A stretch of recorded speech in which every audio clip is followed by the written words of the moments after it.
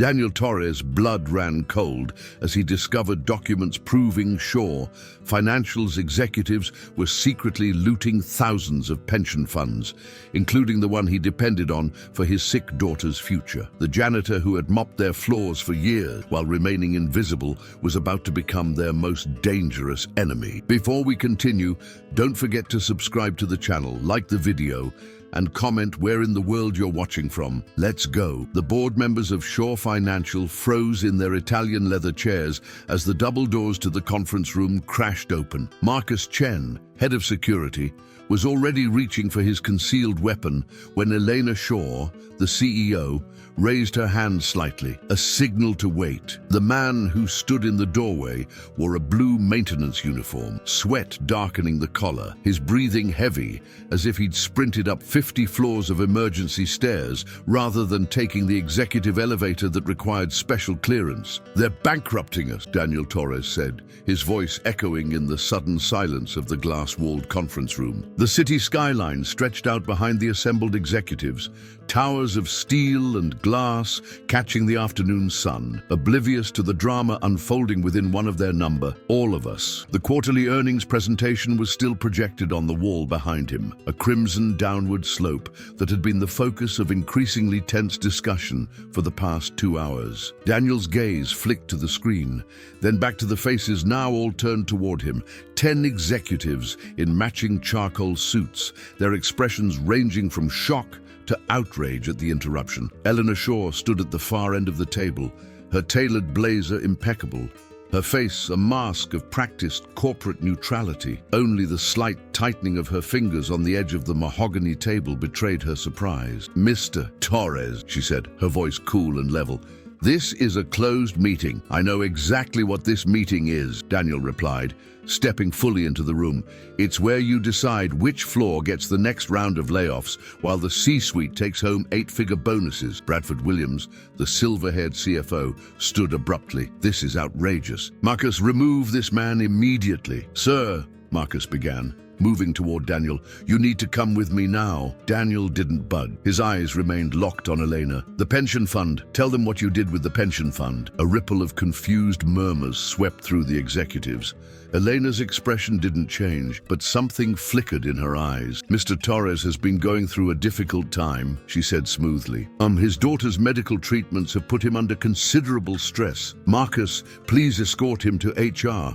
We'll make sure he gets the support he needs." "My daughter is why I'm here," Daniel said, his voice cracking slightly. "But not how you think. I was cleaning your office last night when the confidential printouts came through on your private printer. You left them there when you rushed out for the governor's fundraiser." Elena's composure slipped for just a fraction of a second, enough for the board members to notice. Bradford Williams glanced at her sharply. "You read private corporate documents?" he asked Daniel, his tone icy. "I read a proposal to liquidate the employee pension fund to cover losses from your failed cryptocurrency venture," Daniel replied. "A venture that none of these people even know about because it was kept off the books." The conference room erupted. Board members turned to Elena with expressions ranging from confusion to alarm. Marcus hesitated, caught between following his CEO's orders and processing this new information. Elena's voice cut through the chaos. "That's enough," she straightened,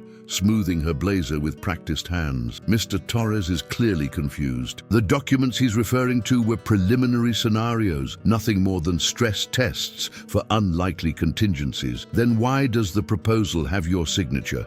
Daniel asked, pulling a folded set of papers from his pocket. "And why was it scheduled for implementation next Tuesday?" Bradford Williams reached for the documents. "Let me see those." Elena moved with surprising speed, intercepting him. "This is a security breach. We'll need to verify the authenticity of anything this man claims to have." "They're authentic," Daniel insisted.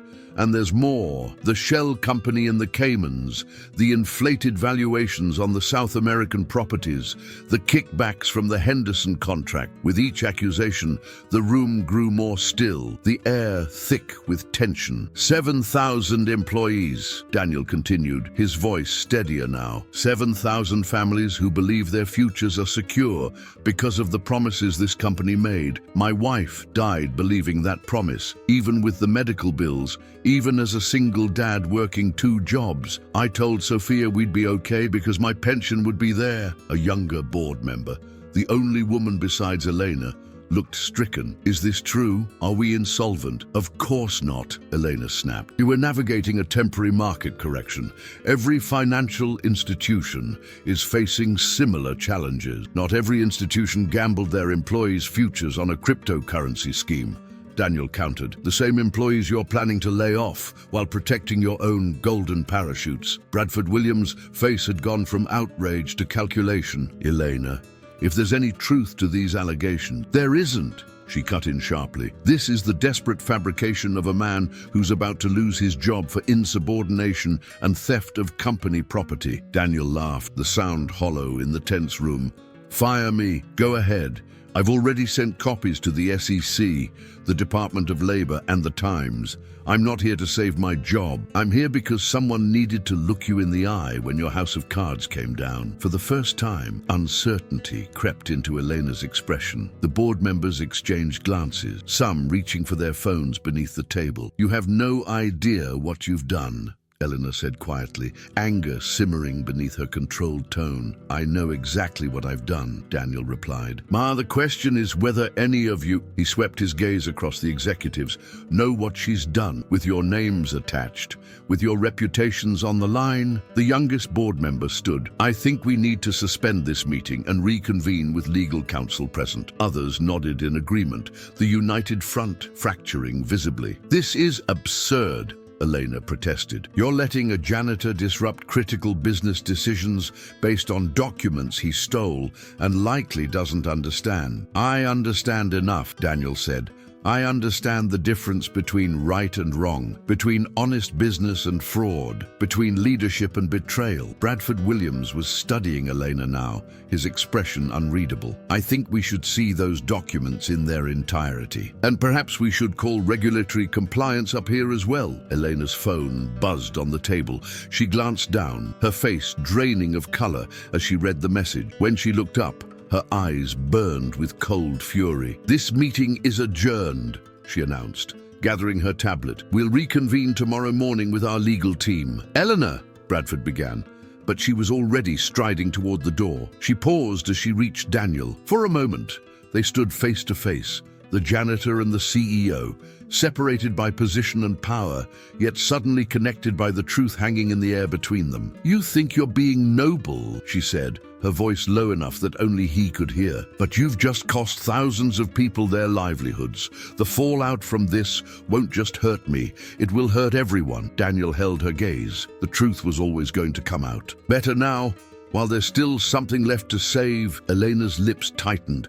Without another word, she brushed past him and out the door. In her wake, the boardroom remained frozen in tableau, executives standing in shock, Marcus, the security chief, looking to Bradford Williams for direction, and Daniel Torres, still in his janitor's uniform, suddenly the most powerful person in the room.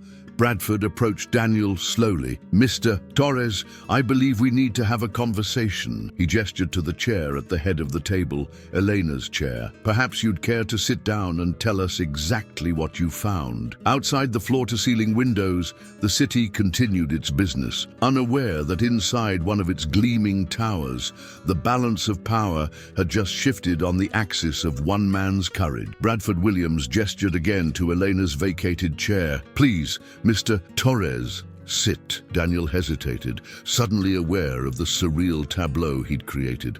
A janitor invited to sit at the head of a conference table worth more than his annual salary, surrounded by people who normally wouldn't make eye contact with him in the elevator. He remained standing. I'll stand, thank you.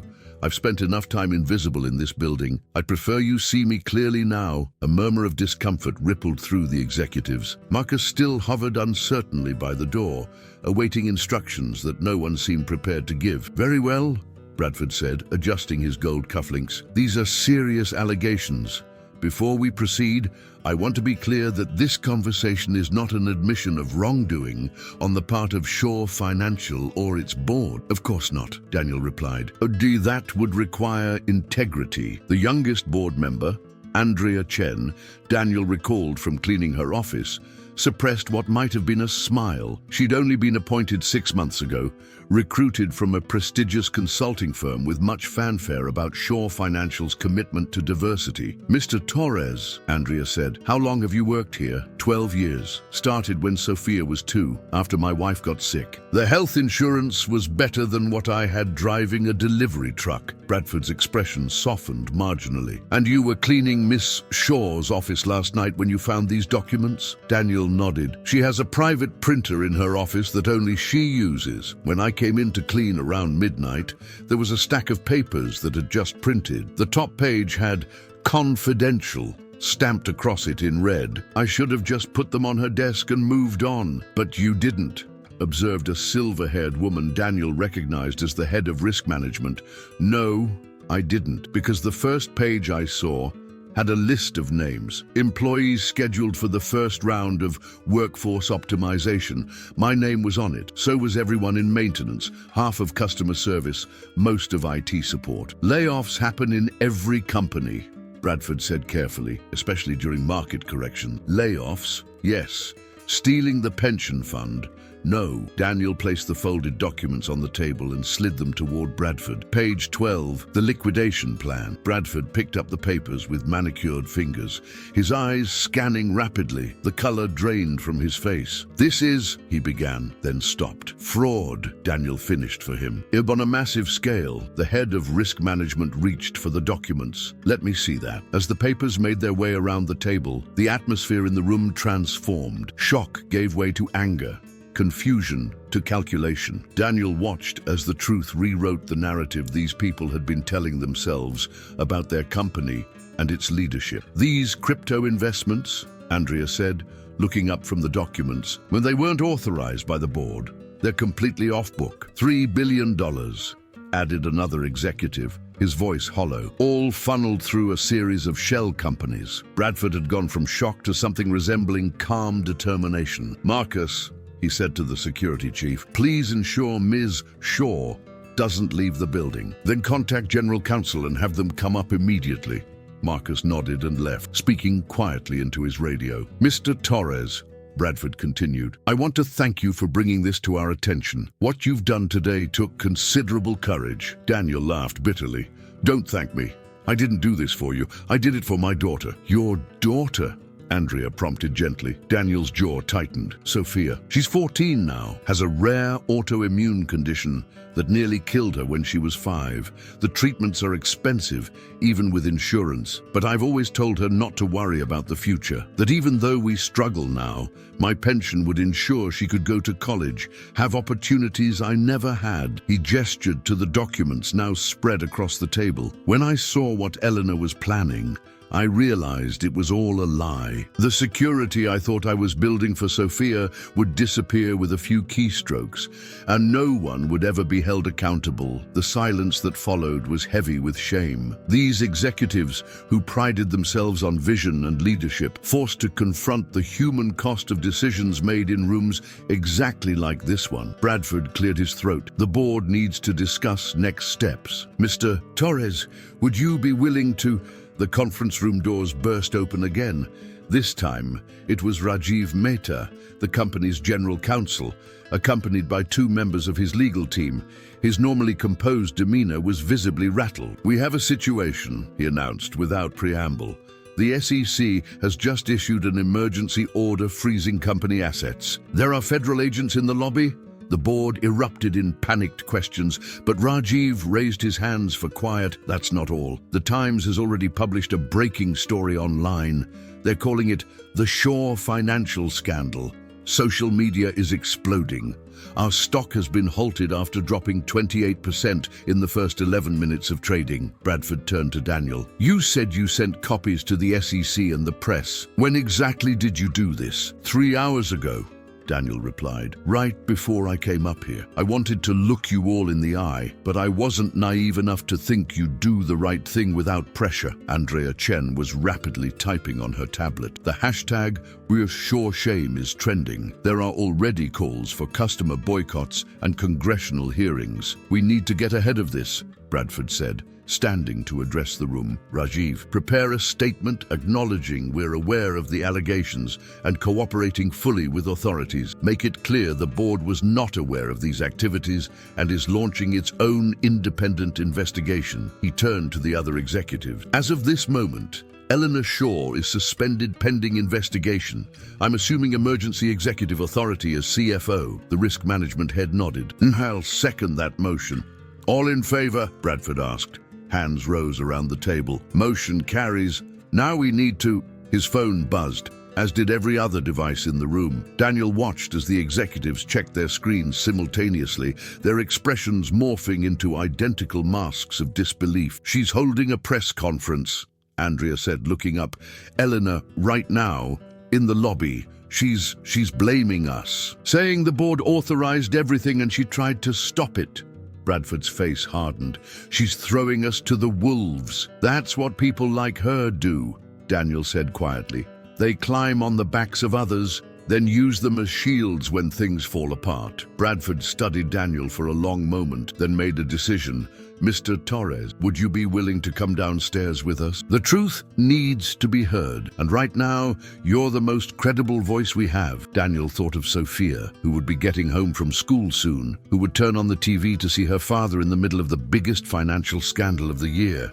He thought of his late wife, who had believed in doing the right thing even when it was hard, especially when it was hard. Yes, he said, I'll come. But not for you or your board. For the 7,000 families who deserve better than what you've given them. Bradford nodded grimly. That's fair. Let's go. As they filed out of the conference room toward the elevators, Daniel Torres, the invisible janitor who had just brought a financial giant to its knees, walked at the front of the procession of executives, his blue uniform a stark contrast to their designer suits, but his spine straighter than any of theirs. The executive elevator descended in tense silence.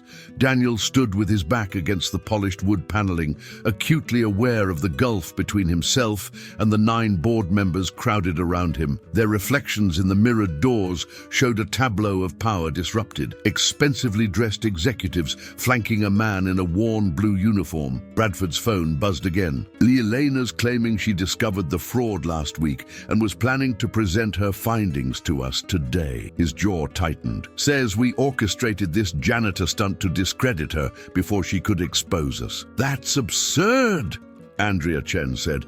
There's no way anyone would believe...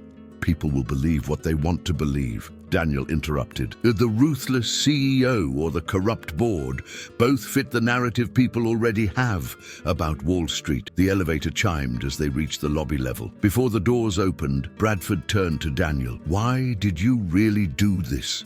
He asked. You could have sent those documents anonymously. You didn't need to put yourself in the crosshair. Daniel met his gaze steadily. When Sophia was diagnosed, the doctors told us she had a 30% chance of survival. My wife refused to accept those odds.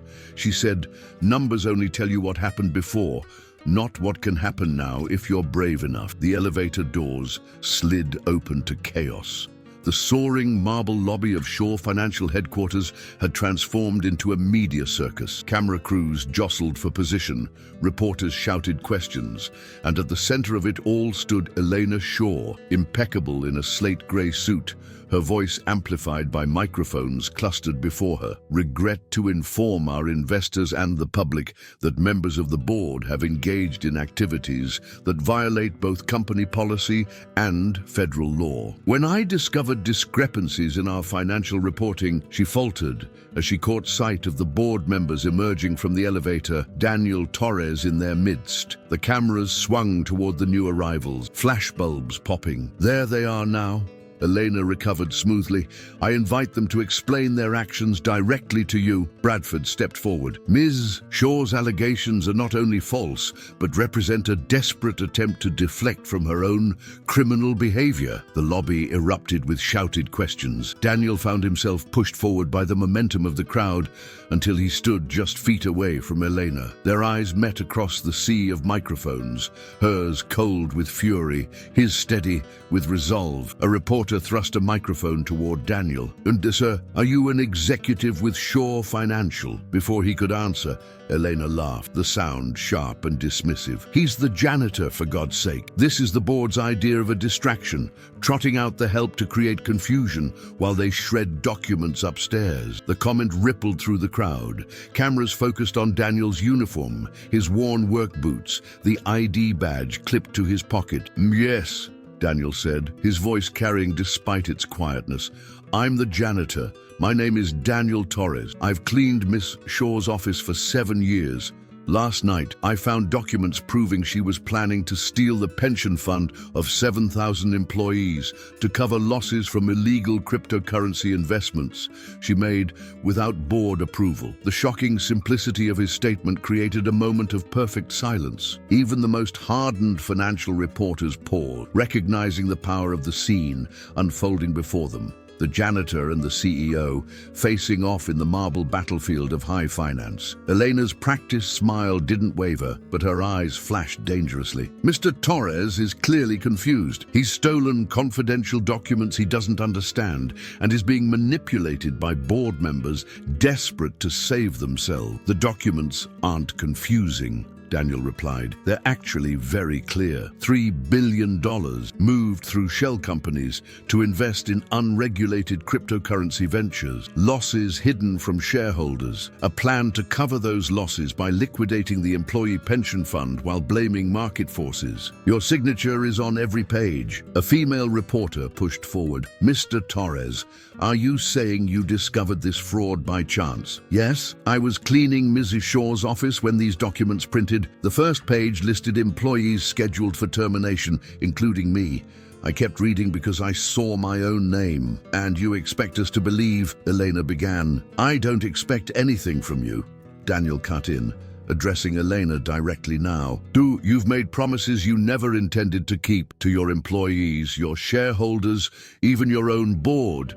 You talk about market forces and optimization strategies, but those are just fancy words for breaking faith with people who trusted you." The cameras swung between them, capturing every nuance of the confrontation. "You clean floors," Elena said, her voice dripping with disdain. "And you have no conception of what it takes to run a company of this size in a competitive global marketplace." Daniel didn't flinch. "I understand keeping promises.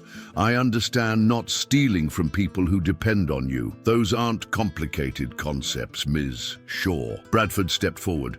"The board has suspended Ms. Shore pending a full investigation. We're cooperating fully with the SEC and other authorities." Elena's composure cracked. "That you can't suspend me. I built this company." "Actually, they can," came a new voice from the lobby entrance. A woman in a dark suit flashed a badge as federal agents moved in behind her. "Elena Shore, I'm Special Agent Diana Patel with the Securities and Exchange Commission. We have a warrant for your devices and documents, and I need you to come with me to answer some questions." Elena's face drained of color. "I want my attorney present." "That's your right," Agent Patel replied calmly. "You can call them from our office." As federal agents escorted Elena toward the exit, she paused beside Daniel. "You have no idea what you've done," she hissed, too low for the microphones to catch. "When this company collapses, everyone loses, including your precious daughter." Daniel held her gaze. "Sophia taught me something important, Ms. Shore. There's always something worth fighting for, even when the odds look impossible." Elena's eyes narrowed, but the agents guided her away before she could respond. Bradford addressed the press. "Shore Financial will hold a formal briefing this afternoon. For now, I can assure our clients and employees that we're taking immediate steps to safeguard accounts and pension funds." As the executives fielded questions, Andrea Chen touched Daniel's arm. "You should probably call your daughter," she said quietly. "She might see this on the news." Daniel nodded, suddenly remembering the real world beyond this corporate drama. He reached for his phone just as it buzzed with a text from Sophia. "Dad, you're on TV. What's happening?" He typed back, "I'm okay. We'll explain everything. Don't worry." But even as he sent the message, Daniel knew that the simple life they'd had just hours ago was gone forever. For better or worse, he had set forces in motion that couldn't be contained or controlled. A shadow fell across him. Bradford Williams stood there, his expression unreadable. "The federal agents want to speak with you as well," he said. "As their primary witness." Daniel nodded, putting his phone away. "And I figured they would." Bradford hesitated, then asked, "Do you regret it?" Coming forward, Daniel looked around the lobby, at the cameras, the agents, the board members huddled in discussion, the employees who had stopped to watch the spectacle unfold, their faces showing confusion and fear for their futures. "No," he said finally, "but this is just the beginning, isn't it?" Bradford's expression was grim. "Yes, Mr. Torres, I'm afraid it is." Agent Patel led Daniel to a small conference room off the main lobby. Unlike the executive suite 50 floors above, this room was utilitarian, fluorescent lighting, plain table, generic chairs. Two other agents were setting up recording equipment.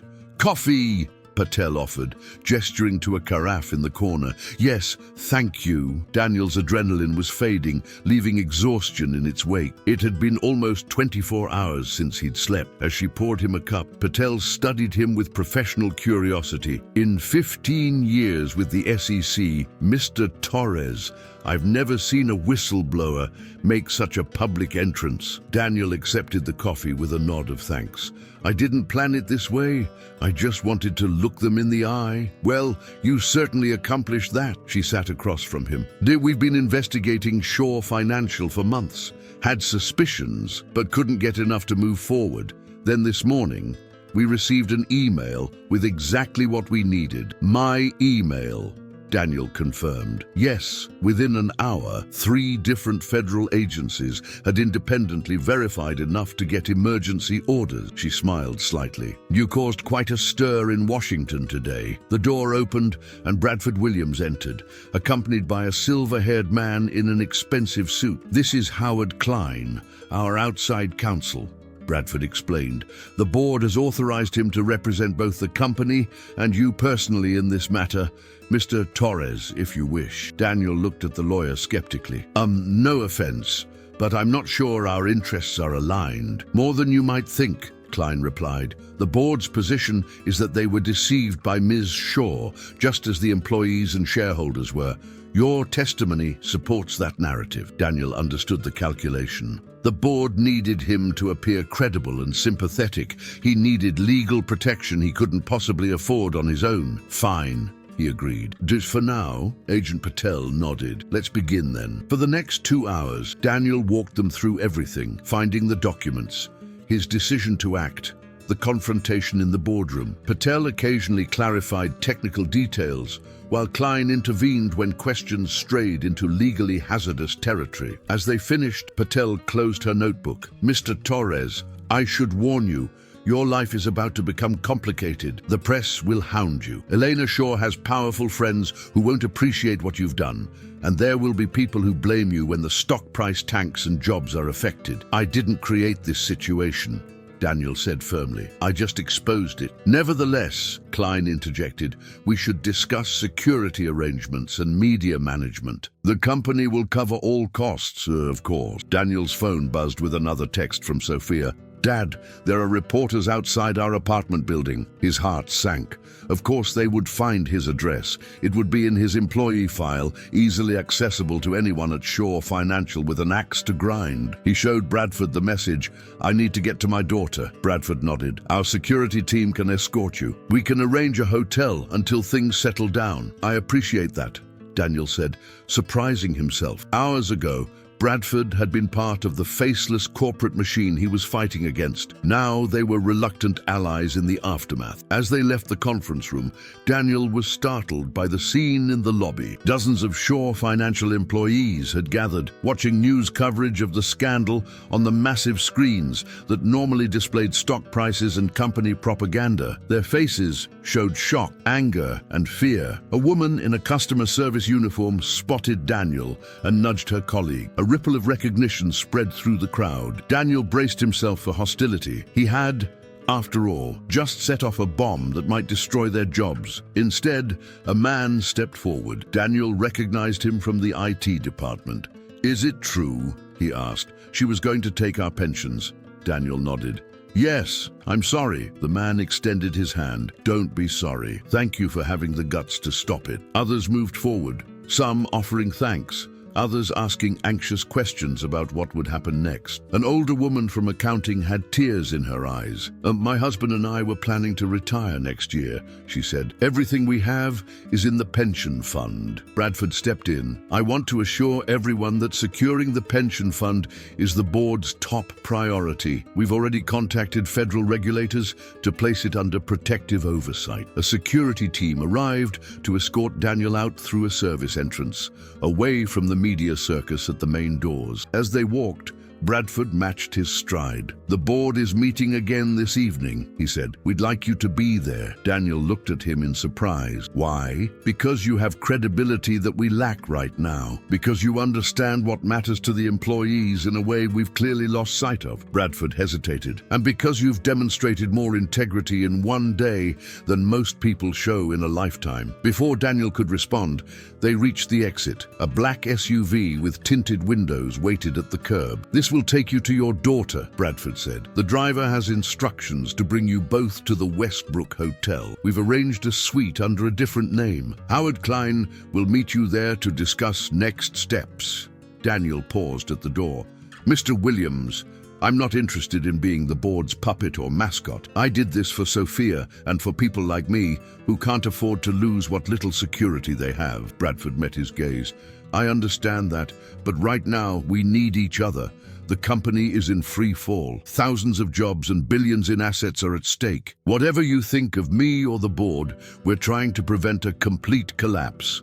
Daniel nodded. I'll listen. That's all I can promise. The ride to his apartment building was surreal. Streets that had been part of his ordinary life just yesterday now seemed to belong to a different world. When they arrived, reporters swarmed the vehicle, but the security team created a corridor for him to enter the building. Sophia was waiting in their small apartment, her dark eyes wide with anxiety. At 14, she was caught between childhood and adulthood, too young to fully understand the financial complexities, but old enough to recognize that her world had just been upended. Dad! She threw herself into his arms. What's happening? Everyone's talking about you online. There's a hashtag and everything. Daniel held her tight, breathing in the familiar scent of her shampoo. It's complicated, sweetheart. I found out some people at work were doing bad things that would hurt a lot of families, including ours. I had to speak up. She pulled back to look at him. Are you in trouble? No, he assured her, hoping it was true. But things are going to be crazy for a while. We need to stay somewhere else tonight. As Sophia packed a bag, Daniel quickly gathered his own essentials and the medication Sophia needed daily. His gaze fell on a photo of his late wife on the dresser. Maria's smile, frozen in time, seemed to offer encouragement from beyond. I did what you would have done, he whispered to her image. I just hope it was the right choice. The security team hurried them back to the waiting SUV. As they pulled away, Daniel watched his apartment building recede in the rear window, the home they'd made after Maria died. Modest, but theirs. He had no idea when or if they'd return. Sophia squeezed his hand. Dad, are you scared? Daniel turned to his daughter. The reason behind everything he'd done today. A little, he admitted. But your mom always said that doing the right thing is worth being scared for. Sophia nodded, seeming to find comfort in the familiar wisdom.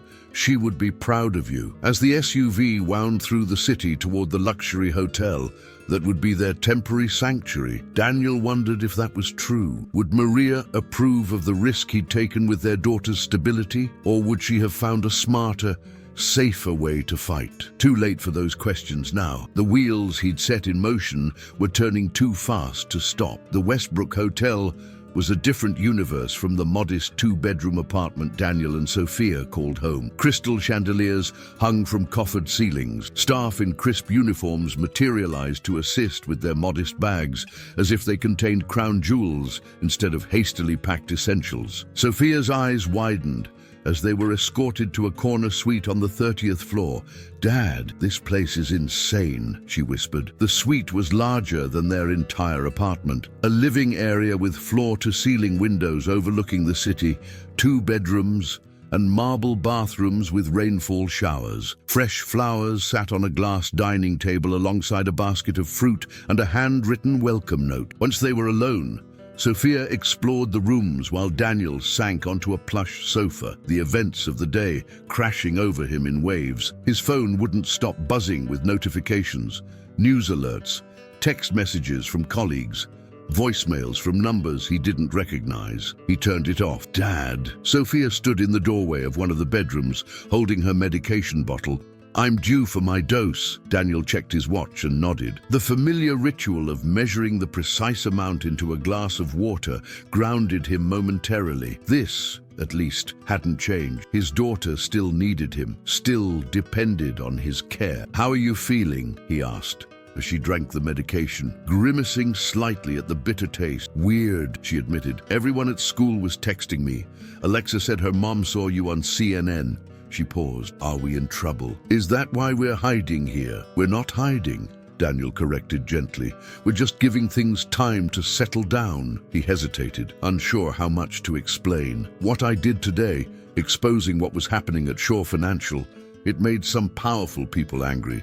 But it was the right thing to do." Sophia considered this. "Like when you made me tell Principal Garza that I saw Jaden cheating on the math test, even though he said he'd make my life miserable if I did." Daniel smiled. "Something like that, but with much bigger consequences." He reached out to tuck a strand of hair behind her ear, a gesture from her childhood that she'd recently begun to resist as too babyish. Today, she allowed it. "I'm proud of you, Dad," she said simply. A knock at the door interrupted the moment. Security had escorted Howard Klein, the attorney, along with Andrea Chen from the board. "I hope we're not intruding," Andrea said, her gaze taking in the domestic tableau of father and daughter. "Bradford asked me to accompany Mr. Klein since I was the newest board member and perhaps," she seemed to search for the right words, "less complicit in the company culture." Daniel nodded, appreciating her candor. "Sophia, why don't you check out what movies they have while I talk with these people?" Once Sophia had retreated to her bedroom with the TV remote,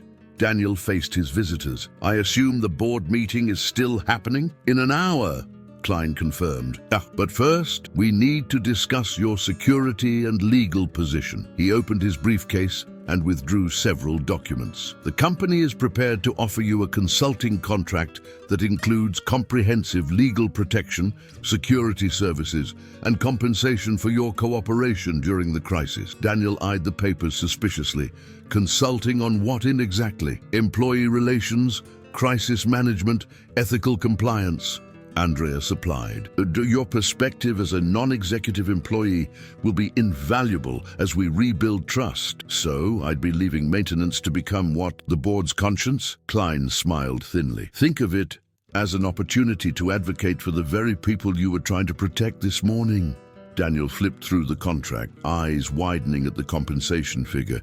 It was more than he'd earned in 5 years as a janitor. "This feels like a bribe," he said bluntly. "It's pragmatic," Andrea countered. "You're a crucial witness in federal investigations and a symbol to our employees. Your credibility is one of the few assets the company has left. We need to protect that, for your sake and ours." Daniel set the contract aside. "And if I refuse?" Klein's expression hardened slightly. "Now then you face the media, federal investigators, and Elena Shaw's legal team alone, on a janitor's salary, while trying to care for your daughter." The threat wasn't subtle. Daniel glanced toward Sophia's room, thinking of her medication costs, the precarious health insurance tied to his employment, the college fund he'd been slowly building. "I'll consider it," he said finally. After the board meeting, the boardroom on the 50th floor was transformed from that morning. Gone was the polished confidence of a financial powerhouse. In its place was the command center of a company in crisis. Screens displayed plunging stock prices, social media sentiment analysis, and news coverage from around the world. Legal and PR teams huddled in corners, speaking in urgent whispers. Daniel entered, wearing the same blue maintenance uniform from that morning, a deliberate choice. A few hours ago, he'd been invisible in this room. Now, conversations halted as he walked in. Bradford Williams rose to greet him. "Thank you for coming, Mr. Torres." He gestured to an empty chair, not at the foot of the table where visitors usually sat, but directly opposite his own position at the head. Another calculated move in the optics game they were now playing. Daniel took the offered seat, acutely aware of being studied by everyone present. The remaining board members, crisis management consultants, legal advisors, even a representative from the federal government's financial stability team. "Let's begin," Bradford announced. And being as of 30 minutes ago, Shaw Financial stock has been halted after falling 47% in the most volatile trading day in our history. We've received formal notices of investigation from the SEC, Department of Justice, and banking regulators. Several major clients have already announced they're moving their business elsewhere. A silver-haired woman Daniel recognized as the chief risk officer spoke up. "The immediate priority is preventing a complete collapse. We need to demonstrate to the market that we're addressing the fraud and securing legitimate assets," which brings us to our biggest problem, Bradford continued. "The cryptocurrency investments." He turned to Daniel. "Mr. Torres, the documents you found mentioned $3 billion moved through shell companies. Our forensic accountants have been working all afternoon to trace these transactions. What they've found is disturbing." He nodded to a nervous-looking man with rumpled clothes and the haunted expression of someone who hadn't slept in days. "The actual exposure appears to be closer to $7 billion, the accountant reported. Ms. Shaw was falsifying reports to hide the scale of the investments. Most of it is in highly volatile, illiquid assets that we can't easily recover or value." Murmurs of shock rippled through the room. $7 billion, nearly a quarter of the company's total assets, gambled on cryptocurrency ventures that existed in regulatory gray areas. "How did no one notice this?" Daniel asked, the question that had been burning in his mind since he'd first seen the documents. The accountant looked miserable. "Miss Shaw built a sophisticated system of parallel books. She compartmentalized information so no single person saw the complete picture. She falsified regulatory filings and created dummy transactions to balance the visible ledgers." "And the auditors?" Daniel pressed. Bradford's expression was grim. "We're investigating whether they were incompetent or complicit." Daniel absorbed this, the scale of the deception dawning on him. "So when you say the company might collapse, we mean exactly that," the risk officer confirmed. "If we can't recover a significant portion of those assets and restore market confidence, Shaw Financial won't exist in 6 months." The weight of 7,000 jobs, from executives to fellow maintenance workers, settled on Daniel's shoulders. He had exposed the fraud to save the pension fund, but in doing so, he might have triggered the very collapse that would destroy everything. Daniel stared at the crisis unfolding across the screens surrounding the boardroom. News channels displayed his own face, still frames captured from the lobby confrontation, his blue maintenance uniform standing out against the backdrop of corporate wealth. The ticker beneath read, "Whistleblower Janitor exposes billion-dollar fraud at Shaw Financial." "What happens to the pension fund now?" he asked, cutting through the technical discussions about liquidity ratios and market stabilization. Bradford exchanged glances with the legal team before answering. "As of this afternoon, we've secured a court order placing the pension fund under independent fiduciary protection. Elena hadn't implemented the liquidation plan yet. The funds are intact but frozen until authorities complete their review." Daniel nodded, relief washing through him. The primary objective, protecting the retirement savings of thousands of employees, had been achieved, but at what cost? "And the 7,000 employees, what happens to their jobs?" Bradford's expression tightened. "That depends on what we do in the next 72 hours. A crisis management consultant stepped forward, a polished woman whose calm demeanor suggested she'd guided many companies through existential threats. "We've developed 3 scenarios," she explained, bringing up a presentation on the main screen. "First, complete transparency. We disclose everything, cooperate fully with authorities, and accept the market consequences. This likely results in bankruptcy within 6 months." The board members shifted uncomfortably. "Second," she continued, "strategic restructuring. We isolate the fraudulent activities in a bad bank structure, sell off healthy divisions, and emerge as a smaller but stable entity. This preserves roughly 40% of current jobs." "And the third option?" Daniel prompted when she paused. The consultant's eyes flicked to Bradford, who nodded permission to continue. The third option is more aggressive. We identify a scapegoat, obviously Elena Shaw, but also implicate several departed executives and perhaps one or two current board members who agree to resign. We portray the fraud as the work of a small, rogue group that the remaining leadership discovered and exposed. That's a lie, Daniel said flatly. It's a narrative, she corrected, one that might save the company. Daniel looked around the table. Most of the board members couldn't meet his eyes. They'd known nothing of Elena's specific fraud, but they'd cultivated the culture that made it possible. They'd celebrated the profits without questioning their source. They'd looked the other way when compliance protocols were bypassed in the name of innovation. You're asking me to help whitewash what happened, Daniel said, understanding dawning. That's why I'm here. You need the whistleblower to validate the narrative. Bradford didn't deny it. We need to save what can be saved, Mr. Torres. 5,000 jobs, billions in legitimate investments. A company that, despite this catastrophe, provides valuable services to millions of customers. Andrea Chen spoke up. For what it's worth, I advocated for the first option, complete transparency, but I was overruled. Of course you were, Daniel said. Because Wall Street never chooses truth when there's a profitable alternative. The room fell silent. Daniel had breached an unspoken boundary, naming the cynical calculations that drove their decision-making while pretending it was about the greater good. That's unfair, the risk officer protested. And we're trying to prevent a collapse that would hurt thousands of families. No, Daniel countered. You're trying to save yourselves. Because if Shaw Financial fails, none of you will ever sit on another board again. Bradford's expression hardened. Is that so different from your motivation, Mr. Torres? You acted to save your pension and your job. We're acting to save the company. The difference, Daniel said quietly, is that I was willing to risk everything to expose the truth. You're willing to risk everything to bury it. Before Bradford could respond, his phone buzzed. He glanced at it, his face draining of color. Elena Shaw has been released on bail, he announced, and she's called an emergency shareholder meeting for tomorrow morning. The room erupted in chaos. The legal team huddled in urgent consultation. The crisis manager was already on her phone, barking orders to her team. How is that possible? Andrea demanded. She's been suspended. She still controls 27% of voting shares, Bradford explained grimly.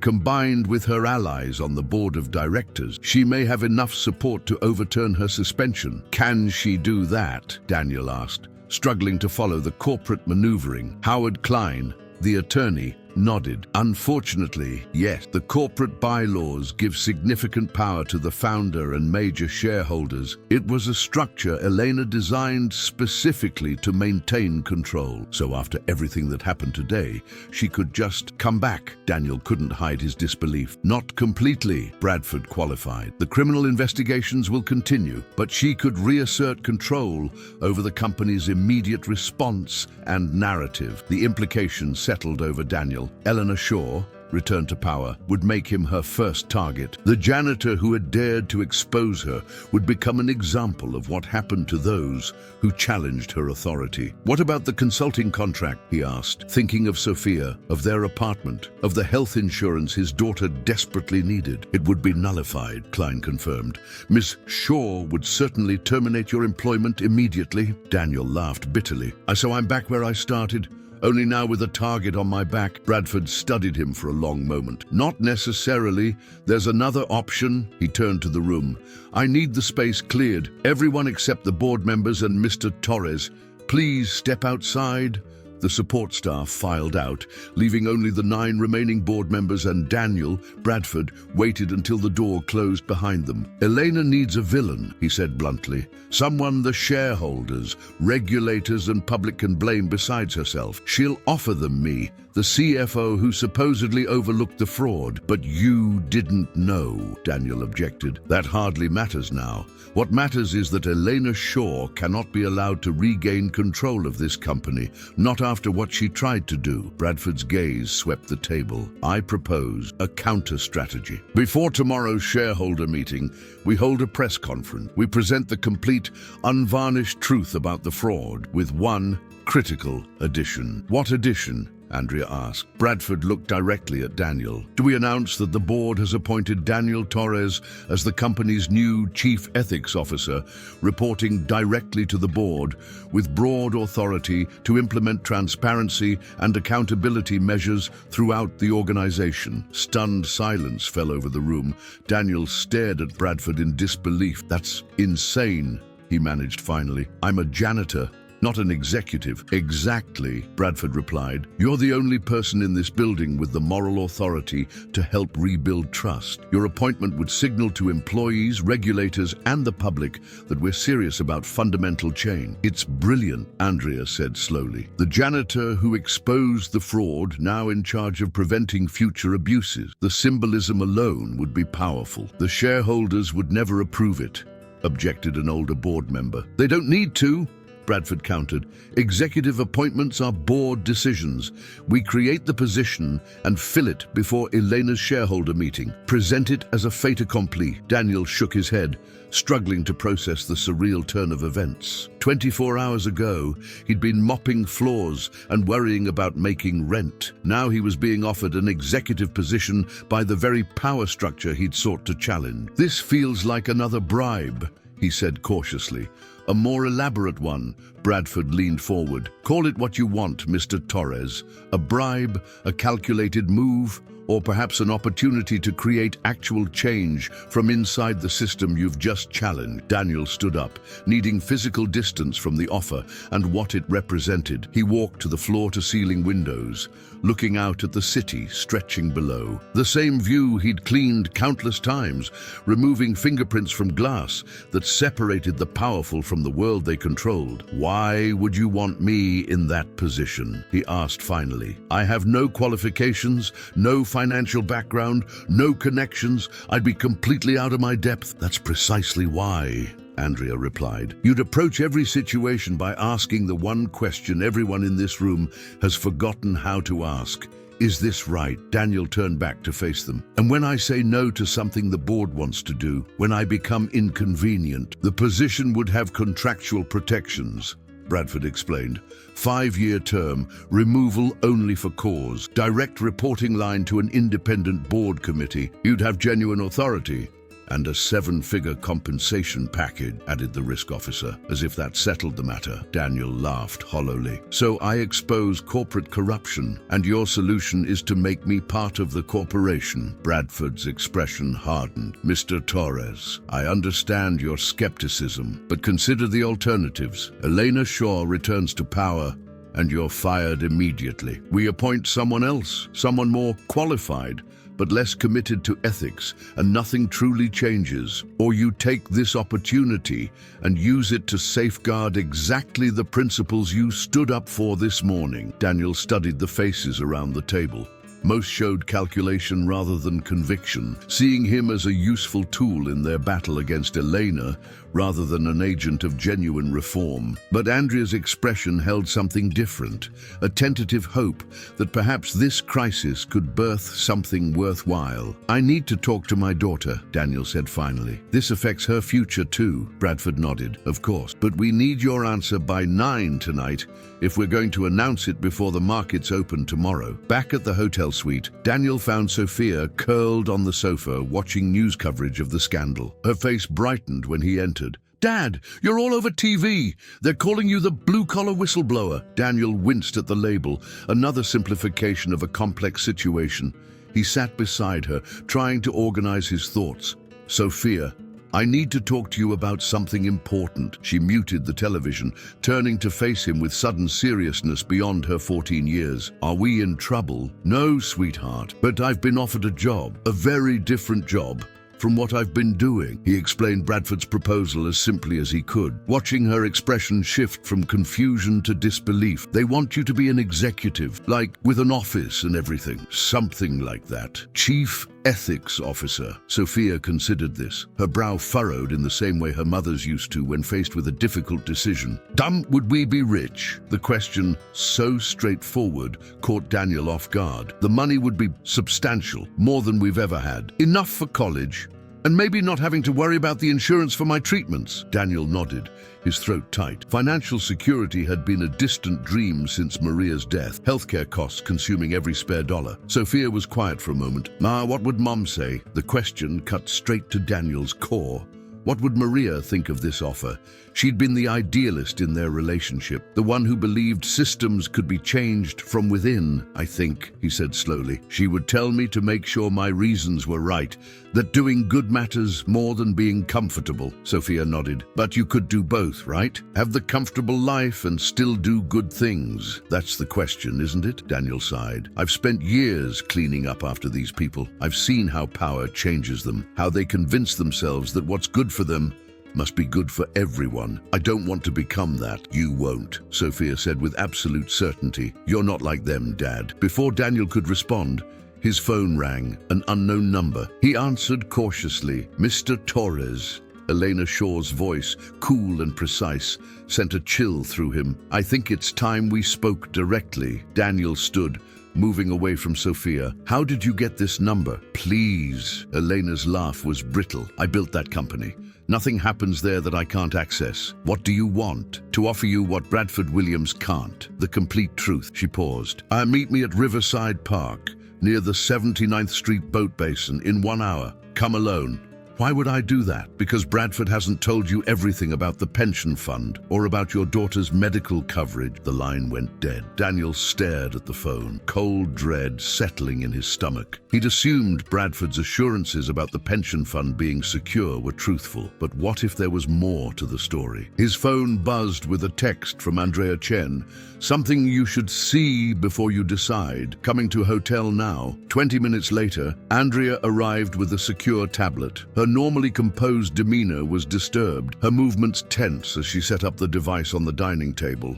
The board doesn't know I'm showing you this, she said quietly, glancing toward Sophia's bedroom, where she'd retreated to give them privacy. Our forensic team just uncovered it. She pulled up a document, an email thread between Elena Shaw and 3 board members, dated 6 months earlier.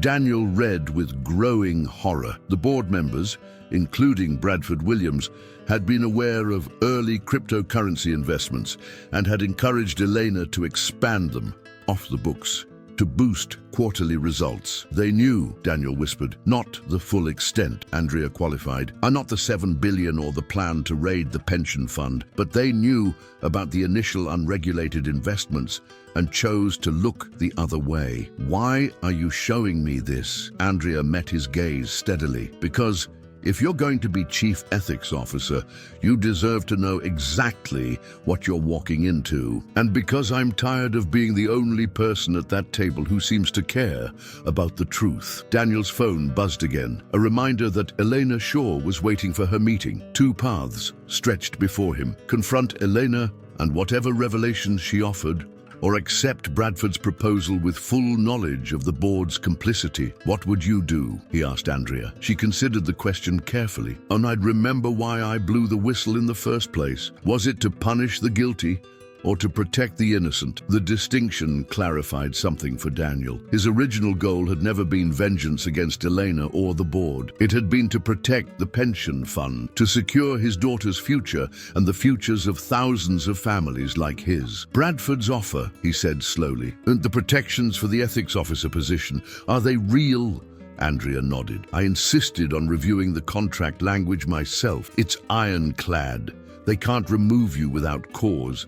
And being inconvenient doesn't qualify as core. Daniel glanced toward Sophia's room, thinking of her medication, her dreams of college, her simple question, could he do good and be comfortable at the same time? I need to make a phone call, he told Andrea. And then I need to go meet someone. Riverside Park was quiet in the gathering dusk, the Hudson River a dark ribbon beside it. Daniel had taken a circuitous route, paranoid about being followed after everything that had happened. He still wore his maintenance uniform, the blue fabric a badge of identity he wasn't ready to surrender. Elena Shaw sat on a bench overlooking the boat basin, a far cry from her usual corporate setting. She'd exchanged her executive suit for casual clothing, designer jeans, and a cashmere sweater that probably cost more than Daniel's monthly rent. Even in disguise, she exuded wealth and power. She didn't stand when Daniel approached, merely indicating the space beside her with a slight gesture. "No security detail?" she asked, her tone conversational, as if they were acquaintances meeting for coffee rather than adversaries in a billion-dollar scandal. "I told the hotel security I needed some air," Daniel replied, remaining standing. "What did you want to tell me about the pension fund?" Elena smiled thinly. "Direct. I appreciate that. It's refreshing after years of corporate doublespeak." She studied him with clinical detachment. "You know, I started in the mailroom 30 years ago. Not so different from where you are now. I doubt that. Believe what you want. But I understand what it's like to be invisible in that building, to clean up after people who don't even see you." She gestured to the bench again. "Please, this conversation will be easier if you sit." Reluctantly, Daniel sat, maintaining distance between them.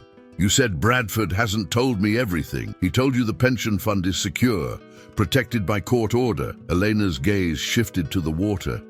What he didn't tell you is that before I moved to liquidate it, I'd already restructured it. The fund now holds substantial positions in the same cryptocurrency ventures that are currently imploding. Daniel felt the blood drain from his face. "You're lying." "Am I?" Ask yourself why Bradford was so eager to offer you a position. It wasn't just to counter my return. It was to have a convenient scapegoat when the pension losses become public. The blue-collar hero who joined management just in time to take the fall. "You have proof of this?" Daniel demanded. Elena reached into her bag and withdrew a tablet, the complete transaction records. "The pension fund has already lost 30% of its value. When the markets open tomorrow, it will be worse." Daniel reviewed the documents, his heart sinking. The technical financial language was beyond his expertise, but the basic structure was clear. Elena had indeed moved pension assets into high-risk cryptocurrency investments months before planning the complete liquidation. "Why show me this?" he asked finally. "What do you get out of it?" "Leverage," she replied simply. "I want my company back. The board knows what I know about their involvement in the early investments, but they believe they can sacrifice a few members and survive. What they don't know is that I have recordings of our meetings where investment strategies were discussed. If those become public, none of them survive, including Bradford, especially Bradford. He was my closest ally until today." Her expression hardened. "I'm offering you a deal, Mr. Torres. Join my counter-offensive. Publicly state that you've discovered the board knew about the investments all along, that they're using you to distract from their own culpability." Daniel stared at her in disbelief. "Why would I ever help you?" "Because I can guarantee your daughter's future in ways Bradford can't." Her voice softened, becoming almost maternal. "Sophia's medical condition, neuroimmune dysregulation syndrome, expensive treatments, uncertain prognosis. I know all about it." Daniel stiffened. "Stay away from my daughter." "I'm not threatening her," Elena clarified. "I'm offering to help her. I sit on the board of the Lowell Medical Foundation. They're conducting a clinical trial for an experimental treatment that's showing remarkable results for conditions like hers. Normally, there's a 3-year waiting list. I could have Sophia enrolled next month." The unexpected offer struck Daniel like a physical blow. Sophia's condition had been relatively stable with current treatments, but her doctors had always warned it could worsen with age. A breakthrough treatment could change everything. "Why?" he asked, his voice rough. "Why would you help her after what I did?" Elena's expression revealed a flash of genuine emotion, not anger, but something more complex. Because 30 years ago I was you, not a janitor, but someone the system was ready to discard, someone who fought back." She paused. "And because my sister had the same condition Sophia has, she died waiting for treatments that came too late." Daniel studied her, trying to separate truth from manipulation. "Even if I believed you, what you're proposing is another corrupt bargain. You help my daughter. I help you escape consequences for fraud. I'm proposing a recognition of reality." Elena countered. "The system is broken, Mr. Torres. It always has been.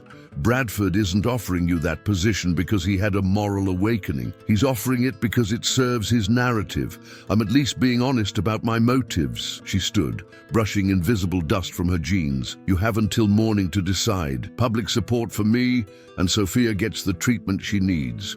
Or side with Bradford, become their puppet ethics officer, and watch as they gradually strip away your authority until you're just another corporate functionary in a nicer suit." As she walked away, she called over her shoulder, "Oh, and Mr. Torres, there's one more thing Bradford didn't tell you. The company's health insurance subsidiary, the one that covers Sophia's treatments, is the first division they plan to sell off in their restructuring plan." Daniel sat alone long after Elena had disappeared, the river flowing endlessly before him. The tablet in his hands contained evidence that could destroy Bradford's credibility, but might also trigger the company's complete collapse, taking thousands of jobs with it. And Sophia's future hung in the balance. The medical trial offering hope, the threat of losing insurance coverage promising despair. His phone buzzed. A text from Bradford. "Board is waiting for your decision.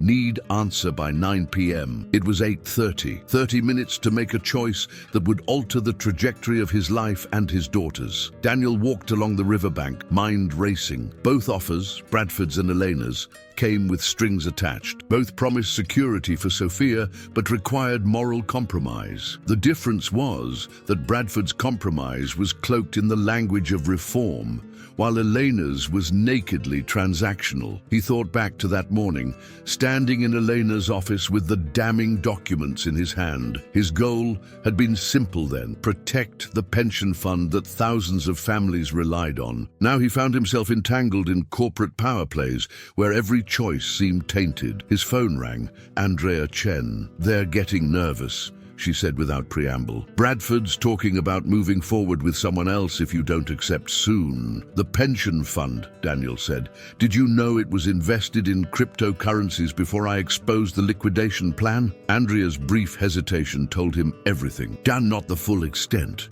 she admitted. "But yes, there were allocations to alternative investments that included cryptocurrency ventures.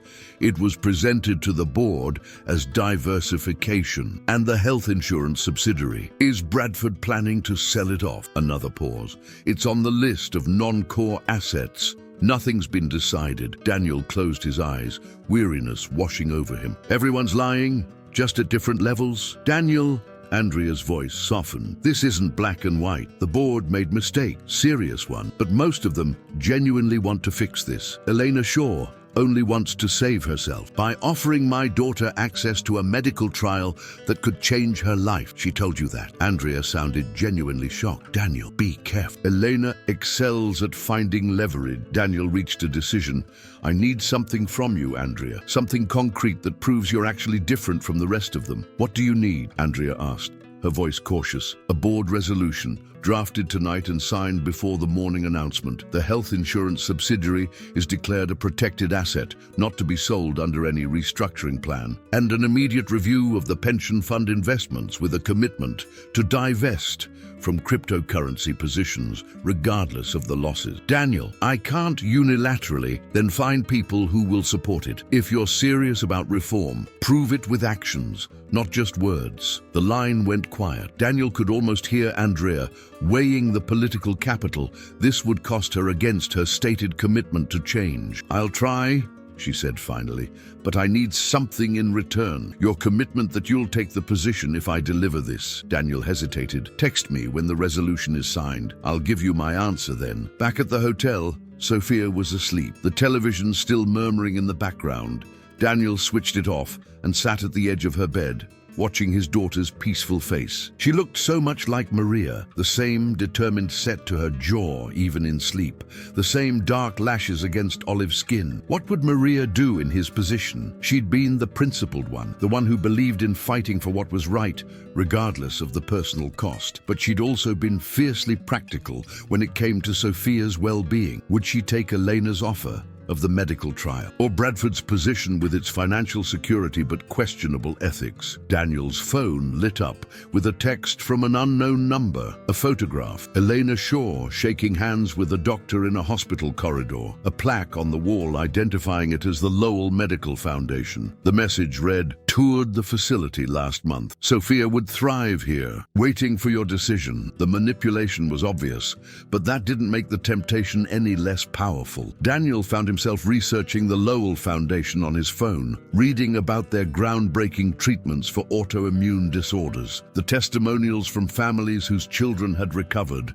the 3-year waiting list that Eleanor could bypass with a single phone call. His phone buzzed again, this time from Bradford Williams. "Board meeting reconvened. Need your answer." Daniel stepped out onto the hotel room's balcony. The city lights spread before him like a galaxy. Somewhere in that constellation of illumination, Bradford Williams and the board waited for his decision.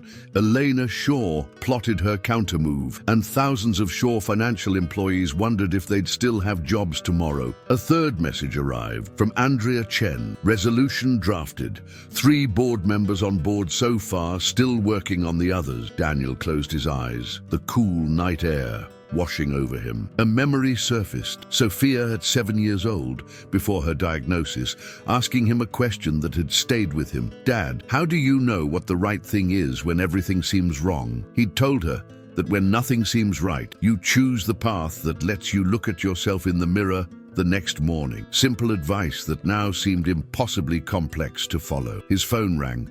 Bradford Williams again. Daniel answered. "Mr. Torres, we need your decision." "Now," Daniel took a deep breath, "I have conditions. We've already discussed generous compensation. This isn't about money, it's about actions.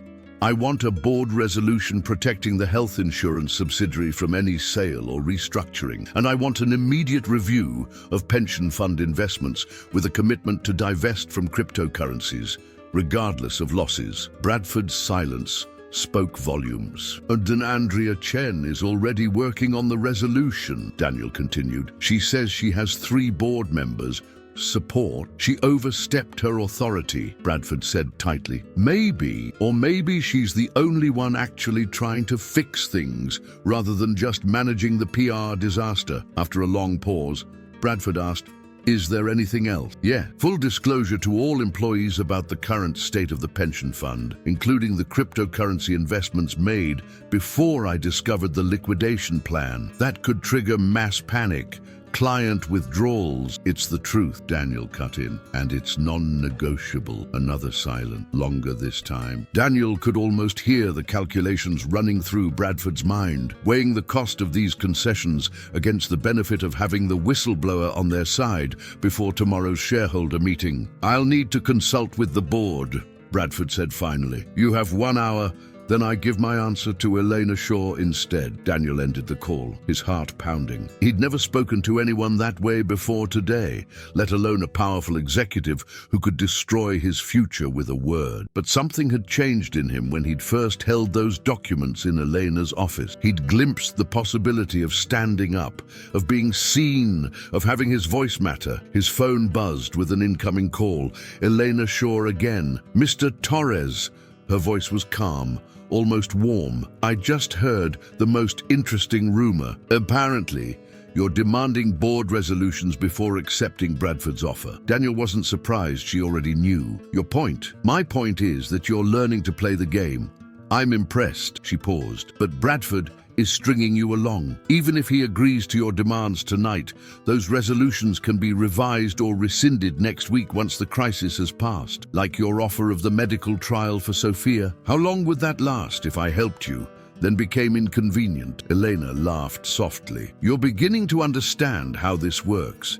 Everything is transactional. The difference is, I admit it, while Bradford dresses his transactions in righteous language." Before Daniel could respond, another call came through. Andrea Chen. "I have to go," he told Eleanor. "Think carefully, Mr. Torres. Bradford is fighting for his career. I'm fighting for my legacy. Which of us is more likely to keep our promises?" Daniel switched to Andrea's call. "Tell me." "We have the votes," she said, her voice vibrant with controlled excitement. 6 board members signed the resolution protecting the health insurance subsidiary. 5 agreed to the pension fund review and divestment, enough for a majority. And the disclosure to employees. Andrea hesitated. That was harder. We compromised on a full disclosure to all employees about the pension fund's current state, but phased over the next week to prevent a panic. Is that acceptable? Daniel considered this. It wasn't perfect, but it was movement in the right direction. Send me the signed resolution. Minutes later, the documents arrived in his email, formal board resolutions with the signatures of the majority of directors. Daniel read them carefully, looking for loopholes or escape clauses. There were none he could detect. His phone rang again. Bradford Williams. We've met your conditions, Bradford said without preamble. Now I need your answer. The PR team is preparing the morning announcement. Daniel looked through the balcony doors at Sophia, sleeping peacefully, unaware of the choices being made that would shape her future. He thought of Elena's offer, the medical trial that could change Sophia's prognosis. He thought of the 7,000 employees whose jobs hung in the balance. I need one more thing, Daniel said. What more could you possibly want? Bradford's exasperation was evident even through the phone. Access to the Lowell Medical Foundation's clinical trial for Sophia, Daniel said. Elena Shaw sits on their board. She offered Sophia a place in their treatment program for her condition. The line went silent. When Bradford spoke again, his voice was careful. Elena offered this as part of her counteroffer. She said there's normally a 3-year waiting list. Bradford sighed. Of course she did. She knows exactly where to apply pressure. He paused. I don't have Elena's influence at Lowell, but Shaw Financial has contributed to their research for years. I can make calls tonight, see what's possible. I need more than see what's possible, Daniel pressed. This is my daughter's health we're talking about. I understand that, but I can't promise what isn't in my direct power to deliver. Daniel appreciated the honesty.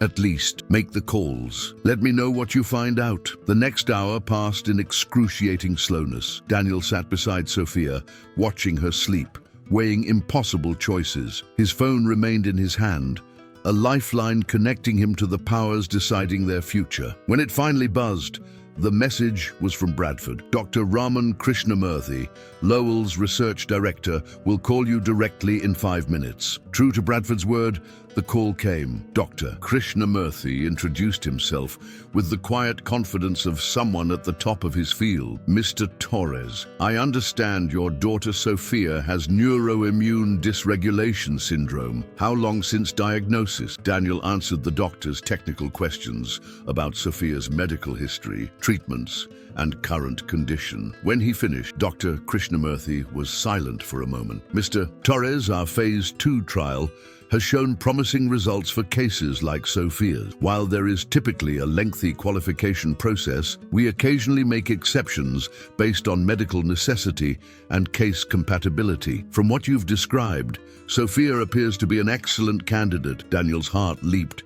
So she could be admitted to the trial? Yes, we can begin the intake process next week. I should note that while Elena Shaw does sit on our foundation board, her influence is primarily in fundraising, not clinical decisions. Your daughter's admission would be based on medical criteria, not corporate politics. After the call ended, Daniel stood on the balcony again, his mind clearer than it had been all day. The night air carried the distant sounds of the city, horns, sirens, the persistent rhythm of life continuing despite personal crises and corporate scandals. His path forward had crystallized. He texted Bradford, "I'll take the position.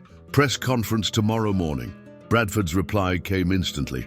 The board will be relieved. Legal team will bring final contracts to hotel at 6 a.m. Daniel's next message went to Eleanor Shaw. I'm declining your offer, but thank you for telling me about Lowell. Sophia has been accepted into their trial program. Her response took longer. Congratulations. You've chosen Bradford's side, but made me pay the price through my Lowell connection. Well played. Mr. Torres, perhaps you'll do better in the corporate world than I expected. Daniel smiled grimly. She still didn't understand. This had never been about choosing sides in a corporate power struggle. It had been about securing his daughter's future and protecting thousands of employees from the consequences of executive greed. At 5:30 a.m., He woke Sophia and explained everything. The position he'd been offered, the medical trial, the changes coming to their lives. "And Jace, so you're going to be like a boss now?" she asked, rubbing sleep from her eyes. "Something like that. Chief Ethics Officer, and you'll wear a suit instead of your uniform." Daniel looked down at the blue maintenance uniform he'd worn throughout this extraordinary day. "I suppose I will." Sophia studied him, suddenly serious. "Are you still going to be you, Dad? I mean, those people in suit, they're different. They talk different. They act different." Daniel pulled her into a hug. "I'll always be me, Sophia. The uniform doesn't make the person. What matters is what you do, not what you wear." By 7:30 a.m., Daniel stood in Bradford Williams' office, a newly signed contract making him one of the highest-ranking executives at Shaw Financial. Through the glass walls, he could see the boardroom where his confrontation had begun, just 24 hours earlier. The crisis management team was preparing for the press conference scheduled for 8:02 a.m. "There's something you should know before we go public," Bradford said, handing Daniel a tablet displaying a news article. Elena Shaw was arrested again 20 minutes ago. The FBI found evidence that she was preparing to flee the country with liquidated assets. Daniel skimmed the article, feeling neither satisfaction nor regret. Elena had made her own choices, just as he had made his. "Are you ready for this?" Bradford asked, nodding toward the media gathering in the lobby below. "Once we announce your appointment, there's no going back to anonymity." "I was never anonymous," Daniel replied. "I was invisible. There's a difference." Bradford nodded slowly, beginning to understand. The blue-collar whistleblower becomes the ethics watchdog. "It's a compelling narrative." "It's not a narrative," Daniel corrected him.